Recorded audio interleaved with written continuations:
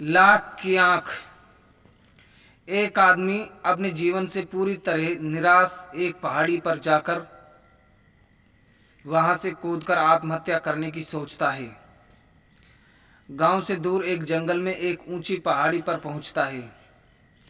जैसे ही वहां से कूदने वाला होता है, पास में ध्यान लगा रहा साधु ध्यान से उठकर उसे रोकता है और पूछता है कि क्या कर रहे हो।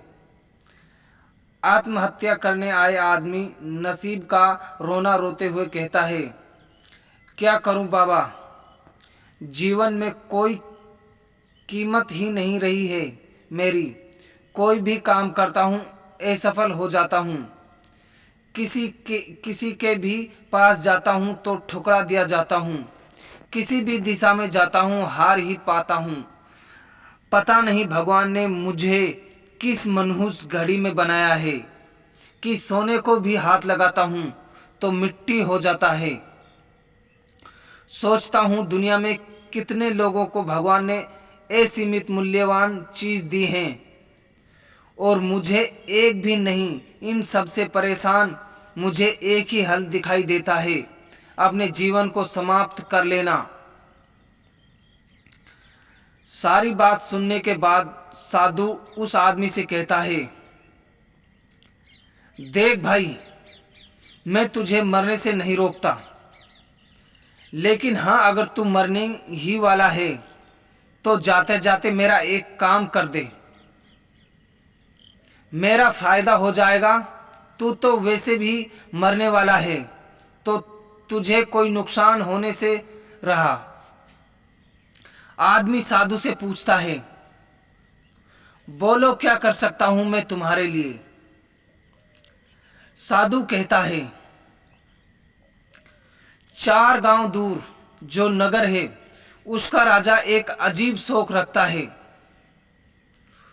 उसे अलग अलग प्राणियों की अलग अलग अंगों को इकट्ठा करने का शौक है। अब तक वह हर प्राणी का कोई ना कोई अंग अपने पास संग्रह कर चुका है। बस उसे अब इंसान के अंगों की जरूरत है। मैंने सुना है कि वह इंसान की आंख के लिए लाख रुपए तक देने के लिए तैयार है। तो तू मरने से पहले अगर उसे आंख बेच दो तो मुझे लाख रुपए मिल जाएंगे।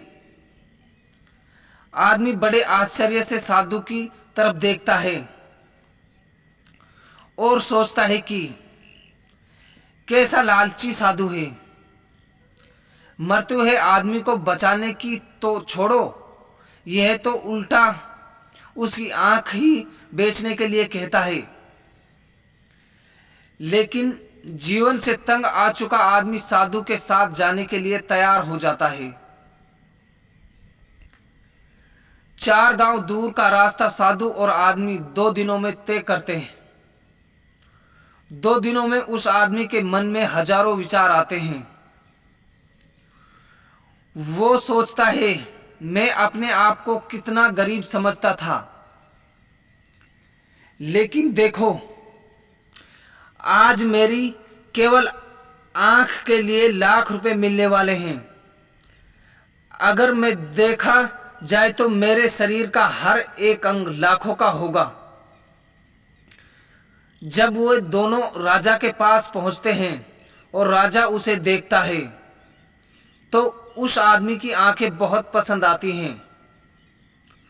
वो कहता है, तुम्हारी आंखें बहुत सुंदर हैं, मैं ऐसी ही आंखें अपने संग्रह में शामिल करना चाहता हूं। उसकी बात सुनकर आदमी का मन बदल जाता है और वो अपनी आंखें देने से मना कर देता है। साधु उसे समझाता है कि ऐसा मत करो, तुमने जब मरने की ठान ही ली है तो तुम्हारी आंखें भी मरेगी, तुम्हारे हाथ भी मरेंगे और तुम्हारा शरीर का हर एक अंग मर जाएगा। तो क्या ये अच्छा नहीं होगा कि जीते जी किसी का उनसे भला हो जाए।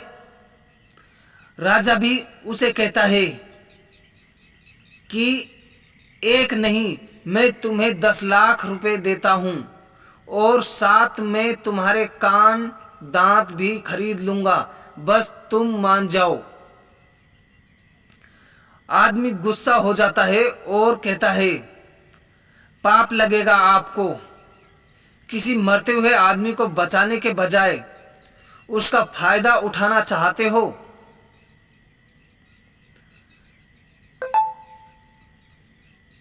तब साधु उसे कहता है कि तुम तो कहते थे तुम निर्धन हो, मनहूस हो और भगवान ने तुम्हें कुछ भी कीमती वस्तु नहीं दी है। बस यही कारण है मैं तुम्हें प्रवचन देने के बजाय तुम्हें यहां से ले आया, ताकि तुम खुद इस बात को समझ सको कि भगवान ने तुम्हें अनगिनत अमूल्य वस्तुएं दी हैं। बस तुम उनको अनदेखा कर देते हो और फिर अपने आप को दुखी कर लेते हो। अंधा व्यक्ति शिकायत करे कि भगवान तूने मुझे इंद्रधनुष क्यों नहीं दिखाया, मुझे रोशनी नहीं दी, तो सही है। बेसहारा शिकायत करे कि मुझे नदी की गड़गड़ाहट और चिड़ियों की चहचहाट नहीं सुनाई दी, तो ठीक है। और बहरा अगर अपनी बात बताने के लिए रोए तो ठीक है, लेकिन जिसके पास सब होते हुए रोए तो वो एक तरह से भगवान का अपमान ही है। आदमी अब साधु की बात पूरी तरह से समझ गया और उसने अब जीवन में कभी भी हार मान कर मरने का विचार त्याग दिया। वो हर दिन मंदिर जाता, कुछ भी नहीं मांगता, बल्कि उसे भगवान ने जो कुछ दिया है उसके लिए धन्यवाद कहता है। हर दिन खुशी से बीतता है। नमस्कार दोस्तों, हमारी ये मोटिवेशनल कहानी आपको कैसी लगी? आपको अच्छी लगी है तो कमेंट बॉक्स में अपनी राय लिखें, और हमारे चैनल पर आप नए आए हैं तो हमारे चैनल को सब्सक्राइब करें, लाइक करें, कमेंट करें। धन्यवाद दोस्तों हमारी ये कहानी पढ़ने और सुनने के लिए।